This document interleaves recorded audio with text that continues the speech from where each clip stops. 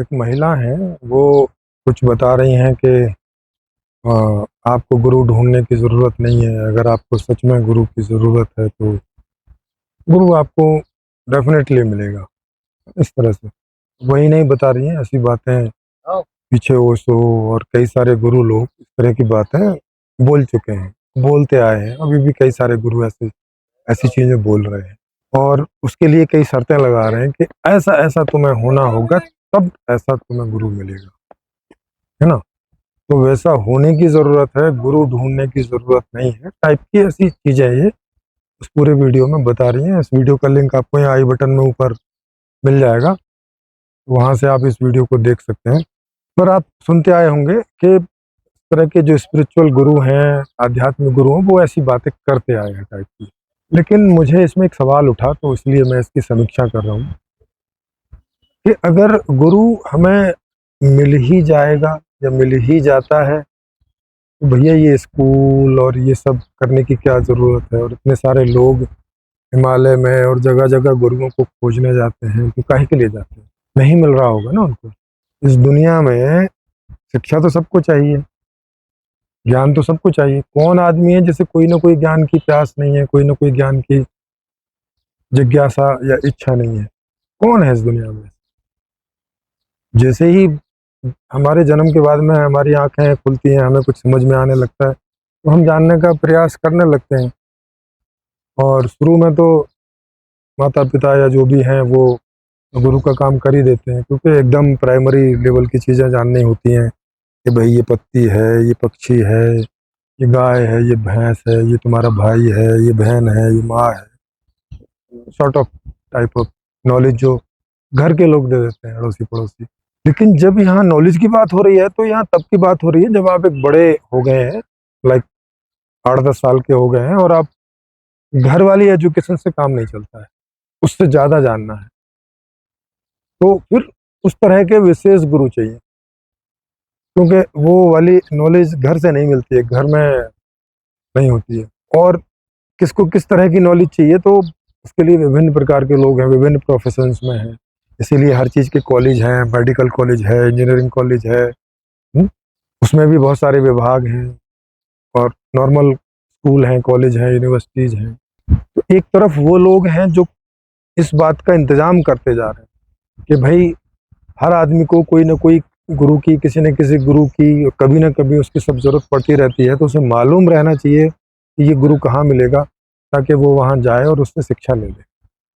ना कि गुरु शिष्य को ढूँढता फिरे कि भाई मैं अपना ज्ञान ये किसको दे दूँ, है ना? तो उसके लिए एक जगह मुकर्रर कर लेते हैं, स्कूल है, यूनिवर्सिटी है, वगैरह-वगैरह टाइप का, कि जहाँ टीचर भी आ जाते हैं, माने उन्हें भर्ती कर लेते हैं और जहाँ बच्चे भी चले जाते हैं या वो लोग चले जाते हैं जिन्हें ज्ञान चाहिए, तो वहाँ उन दोनों का मिलन हो जाता है और कर लेते हैं। अगर ये मिलन ऐसा ऑटोमेटिक हो रहा होता अपने आप, जैसा कि ये लोग इस वीडियो में बताने का प्रयास कर रहे हैं, कि गुरु तो तुम्हें मिल ही जाएगा, अपने आप मिल जाएगा। मतलब कोई मैनेजमेंट की, कोई व्यवस्था की, कुछ करने की ज़रूरत नहीं है। ये ऐसा कहने की कोशिश कर रहे हैं। सोचो ज़रा, ये क्यों कह रहे हैं ऐसी बात? क्यों क्यों चाह रहे हैं ये कि आदमी गुरु को ढूँढने ना जाए इनकी बात मान के, कि हाँ, बस मैं तो घर में बैठ जाऊँ और अपने आप को विनम्र बना लूँ और रोज़ मुझे ज्ञान चाहिए, मुझे ज्ञान चाहिए और मेरा गुरु मुझे ढूँढते-ढूँढते घर में आएगा। माने कैसी बच्चों वाली बात कर रहे हैं। ये बात इन्हें कहाँ से इनके अंदर घर कर गई है। कभी कोई तुक्का हो जाए ऐसा कि भाई मुझे कोई ज्ञान की ज़रूरत थी और तुक्के से मुझे कोई आदमी टकरा गया और अब चूँकि मुझे उस ज्ञान की ज़रूरत थी तो मैं तो हर जगह उसकी बातें करूँगा ही। तो उस आदमी से भी की, अब वो उसका ज्ञान ही निकल आया और मुझे उससे ज्ञान मिल गया, तो मैं ऐसे सोचता फिरूँ कि देखो मुझे ज्ञान की ज़रूरत थी और गुरु मेरे पास पहुँच गए। ऐसा तुक्के में तो कभी होता है। जैसे मेरी बात है कि सीधी-सी बात है, मुझे भी जब से होश आया है, तो इस तरह के सवाल मुझे बहुत थे। क्या है लाइफ़? क्यों है ऐसी लाइफ़? घर में लोग आपस में झगड़ रहे हैं, लड़ रहे हैं, तो क्यों झगड़ रहे हैं, लड़ रहे हैं? किन चीज़ों पे झगड़ रहे लगड़ रहे हैं? क्या कारण है इसके? क्यों ऐसा नरक बना हुआ है? क्यों ज़्यादातर लोग गरीब हैं? ऐसे सवाल मुझे उठा करते थे। और मुझे जहाँ भी पता चलता था या जो भी मुझे पता चलता था ये ज्ञानी आदमी, मैं वहाँ उन ऐसी चर्चा शुरू हो जाती थी और मैं इस तरह के प्रश्न वहाँ रखने लगता था।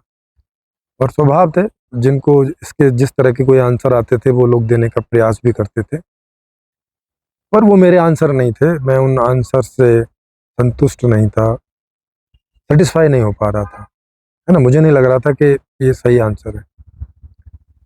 तो मैं खुद भी खोज में जाता था इधर-उधर, जहाँ पे लगता था कि कहीं ये लोग हो सकते हैं।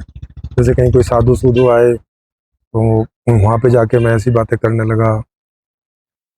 जब कहीं इन सवालों के जवाब नहीं मिले, बड़ा हुआ, तो लोगों ने बोला कि भाई हिमालय में जाइए, वहाँ समाधिस्ट वाले साधु आपको मिलेंगे और वो आपके सवालों के जवाब दे देंगे समाधि से।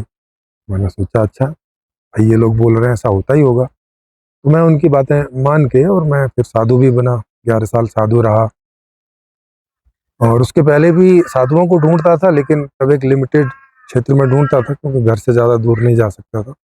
लेकिन जब साधु बना तो फिर पूरे भारत में इधर-उधर जहाँ कहीं भी मुझे ऐसे लोगों के बारे में पता चलता, भले ही हिमालय में या कहीं और या किसी मंदिर में या कहीं आश्रम में, मैं वहाँ जाता और तरह के प्रश्न इत्यादि करता, और मुझे कोई मेरे सवालों के जवाब एक्चुअल में नहीं मिले। जो मुख्य सवाल थे, जो मूल सवाल थे, बाद में फिर उनके आंसर मुझे खुद ही आए। तो अब ये इनकी बातें सुन के मैं ऐसे रह जाता, और उस समय भी ऐसे लोगों की बातें भी मुझ तक पहुँचती थीं। ओशो को मैंने पढ़ा, जे कृष्णमूर्ति को पढ़ा, बुद्धा को भी पढ़ा, है ना? तो और उस समय के जो भी सब गुरु-वुरु लोग थे, वो ऐसी बातें करते थे, अपने आप को विनम्र बनाओ। मैं तो विनम्र बनाओ मतलब क्या कर लो इसमें? विनम्र बनाओ माने क्या करो? तो मुझे नहीं समझ में आया, मैंने पूछा भी इन लोगों से कि मैं अपने आप को विनम्र बनाऊँ माने क्या करूँ? तो जब मैं ऐसे पूछता था तो ये लोग बता नहीं पाते थे। ऐसे बोलते ज़रूर थे कि विनम्र बनो, अहंकार को हटाओ। मैं कहा जैसे मुझ में क्या अहंकार दिख रहा है और उसका हटा के कैसे हटाऊँ, क्या करूँ? तो कोई कहते हैं कि किन्हीं को समर्पण करो। मैं कहा समर्पण तो तब होगा ना जब कोई सामने आए और लगे कि हाँ, इसको समर्पण कर दो, या किसी को भी समर्पण कर दो। पेड़ को, भैंस को, गाय को, या किसी भी आदमी को, किसी को भी समर्पण कर दो, हो जाएगा। कोई-कोई तो कहते हैं हाँ, हाँ, इससे भी हो जाएगा। मैं कहा फिर आपको तो हो गया होगा। तो फिर ही, ही करने लगते। आपको तो सारा ज्ञान मिल गया होगा फिर समर्पण करके। नहीं ऐसा है, वो क्या है?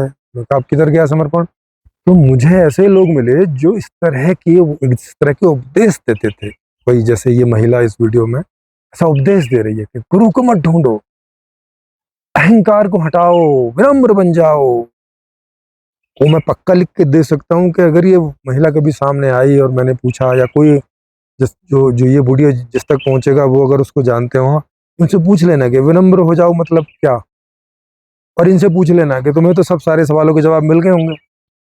पक्का ये बोलेगी कि नहीं मिले, ऐसा है। क्यों, अब क्या हुआ?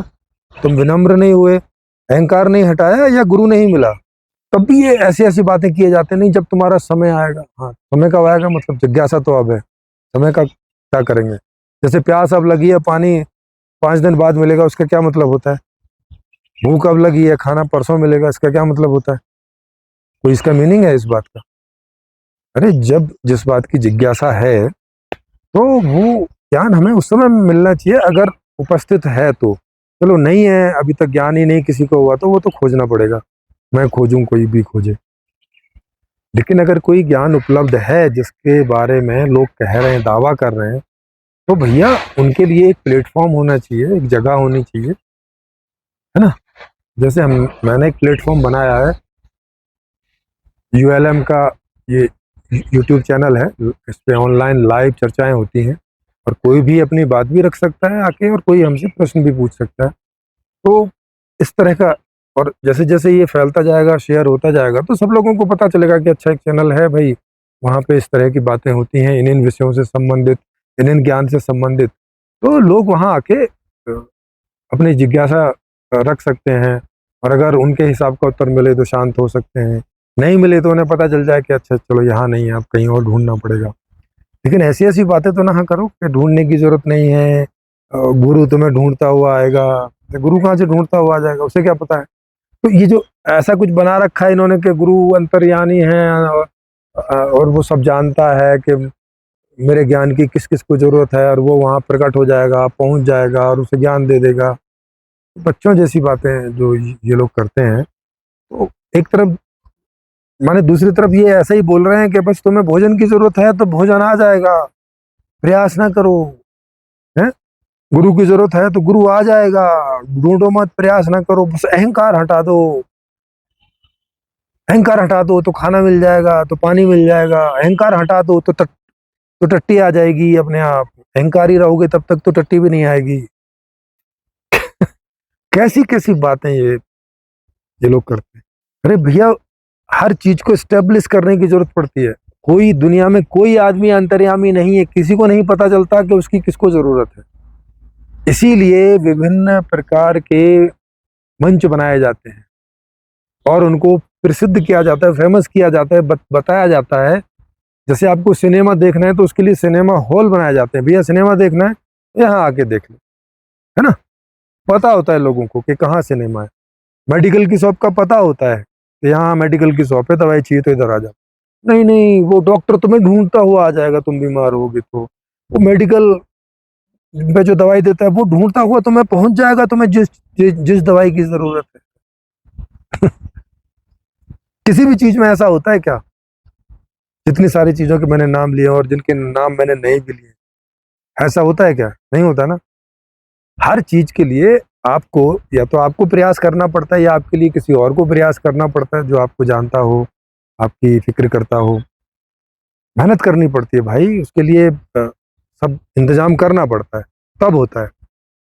अगर सबको गुरु मिल गए होते तो इस दुनिया में कोई अज्ञानी ना होता। फिर इस समय सब एजुकेटेड होते, सब वेल एजुकेटेड होते, कोई ज्ञान के लिए इधर उधर मारा मारा ना फिर रहा होता। जाके ऋषिकेश, हरिद्वार और जगह जगह देखो, कितने सारे लोग ज्ञान के लिए मारे मारे घूम रहे हैं, है ना। इस तरह की बातें अभी तक ये हो रहे, अभी तक ये कर रहे हैं। चलो आज से 100, 200, 500 साल पहले लोग ऐसी बात करते थे जब बुद्धि का स्तर बहुत कम था, अभी भी किए चले जा रहे हैं। वो कैसे कॉन्फिडेंस से किए चले जा रहे हैं, ऐसे कर रहे हैं जैसे कि ये कोई ज्ञान दे रहे हैं। ये ज्ञान है या ज्ञान से रोकने का ये उपक्रम है? इन लोगों को समझ ही नहीं आ रही है। तो आई होप आपको समझ में आ गई होगी कि मैं क्या कह रहा हूँ। हमें जो भी कुछ चाहिए वो ऐसे अपने आप नहीं हो जाता है, या तो हम स्वयं उसको अरेंजमेंट करते हैं। हाँ, कोई नेचुरल चीज़ है तो ठीक है, कई बार वो ऐसे प्राप्त हो जाती है।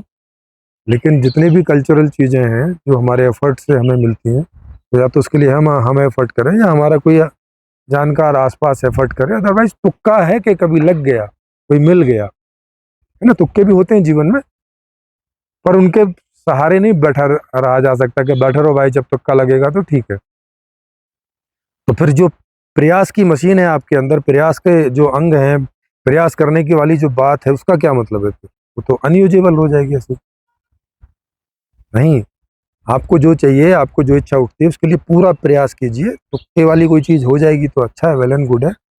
नहीं तो प्रयास से ज़्यादा संभावना है कि आप वो चीज़ पा सको। और आगे तो एक नई व्यवस्था, संपूर्ण समाधान मैं प्रस्तावित कर ही रहा हूँ, जिसमें कि हर ज्ञान के सेंटर बने होंगे। इस अध्यात्म के भी, इस अध्यात्म में भी जितनी विधाएं हैं, जितने डिपार्टमेंट हैं, उन सब के सेंटर बने होंगे। वहाँ पर ज्ञान देने वाले भी होंगे और जिनको चाहिए वो भी वहाँ पहुँच रहे होंगे। और ऑनलाइन तो ऑफ कोर्स आजकल होगा ही, अपने घर बैठे भी इस तरह की चीज़ों को ऑनलाइन आप पा सकते हैं। तो ऑनलाइन मंच भी आजकल पॉसिबल है, पहले नहीं थे। तो यूट्यूब के माध्यम से और दूसरे माध्यमों से, तो इस नई व्यवस्था में इसकी यूनिवर्सिटीज़ भी होंगी, इसके ऊपर मूवीज़ भी बन रही होंगी, वो भी आप देख रहे होंगे। यूट्यूब चैनल्स भी होंगे और भी बहुत सारे प्लेटफॉर्म ऑनलाइन बनेंगे, वो भी होंगे, ताकि इजीली आपको जो ज्ञान चाहिए वो आप क्लिक के द्वारा पा सको, या कहाँ पे ये ज्ञान मिलेगा वहाँ पा सको और वहाँ जा सको। तो जाने का भी पूरा इंतजाम, रहने का भी वहाँ पूरा इंतजाम, ताकि किसी प्रकार की कोई दिक्कत आपको ना हो, ना गुरु को शिष्य पाने में हो, ना और शिष्य को गुरु पाने में हो। और ये हिमाचल प्रदेश में ये मैं वीडियो बना रहा हूँ, यहाँ नग्गर करके है। नगर मतलब सिटी वाला नगर नहीं, नग्गर नाम है इस जगह का। मनाली से 30-35 किलोमीटर दूर है, कुल्लू मनाली से। और ये एक रशियन व्यक्ति हुए हैं बहुत पहले, 1900 या 1800 कितने 47 या कितने में उनका जन्म हुआ था, 1874 में उनका जन्म हुआ था शायद। और 1947 के आसपास उनका शरीर विदा हुआ। फिर उनके 2 बच्चे थे और उन्होंने यहाँ की जो एक बांग्ला उस समय की हीरोइन थी देविका रानी, उनसे उन्होंने शादी की थी। ये पूरी जगह मेमोरियल उनका बना हुआ है। यहाँ से बड़ा ही बढ़िया एकदम मनोरम दृश्य है। यहाँ लोग आते हैं, उनके वो चित्रकार थे बहुत बड़े, उन्होंने 7000 से भी ज़्यादा चित्र बनाए थे, निकोलस करके, है ना। तो बड़ी ऊंचाई सी भी जगह है और बड़ी मनोरम है और बड़े चीड़ के यहाँ पे पेड़ हैं। बहुत अच्छा लग रहा है बैठ के। तो मैंने सोचा यहाँ पे हम लोग एक वीडियो भी शूट कर दें और आप लोगों को इस जगह के बारे में बता दें कि ताकि कभी यहाँ आओ तो इसको आप देख सकते हो। हल्का सा टिकट लगता है यहाँ पे, इंडियंस के लिए 50 रुपये, और बड़ा बढ़िया है, मतलब मज़ा आता है देखने में।